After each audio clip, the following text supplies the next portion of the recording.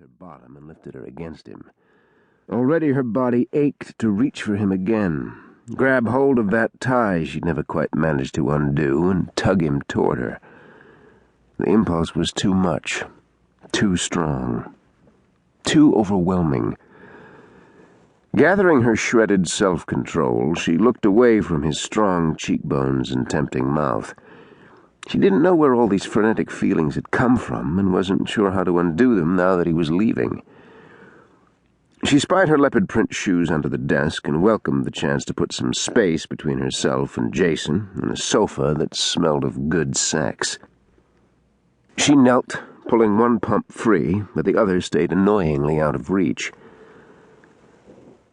Lauren, his loafer-clad feet stopped beside her, making her all the more aware of her ungainly butt-up position.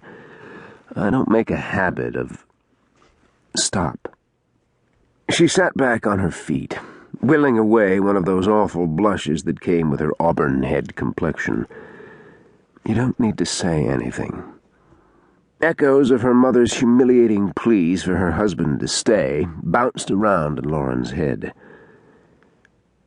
I'll call. No. Standing, she gave up on her shoes, her toes curling against the cool wood floor. Don't make promises you aren't certain you'll keep. He scooped his suit jacket from the back of a contoured metal chair. You could call me. What would that accomplish?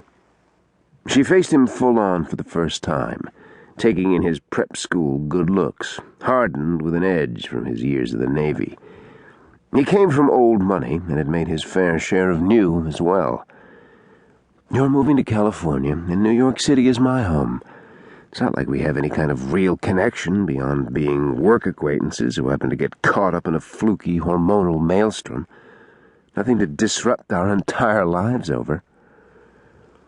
Shaking her long, loose hair back, she opened the door to the larger studio outside, empty but for vacant rolling chairs pushed haphazardly up to tables.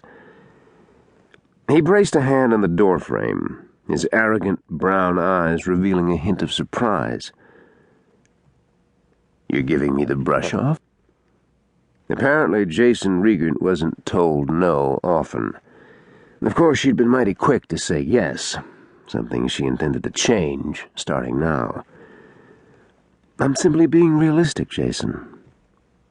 She stared him down, her spine straight, in spite of the fact he stood at least a head taller.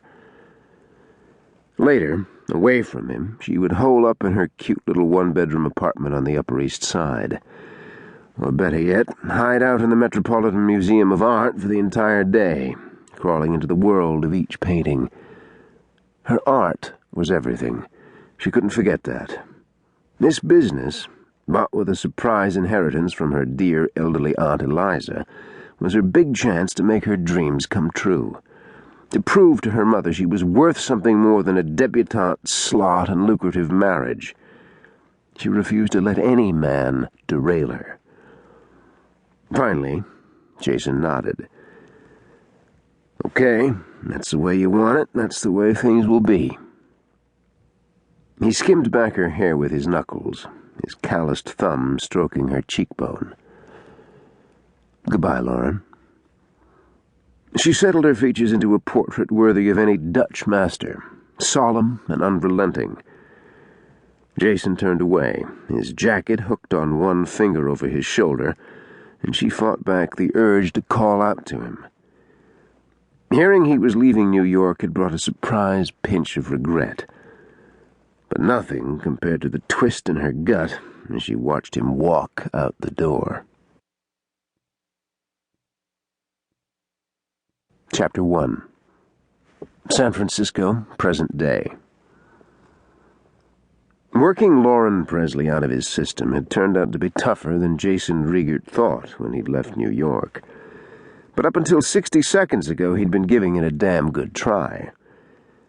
Clinking glasses, frenetic conversation, and blaring 80s music in the high-end bars swelled more tightly around him. He looked up from the photo on his BlackBerry to the woman he'd been flirting with for the past half hour, then back down at the just-in image of Lauren Presley celebrating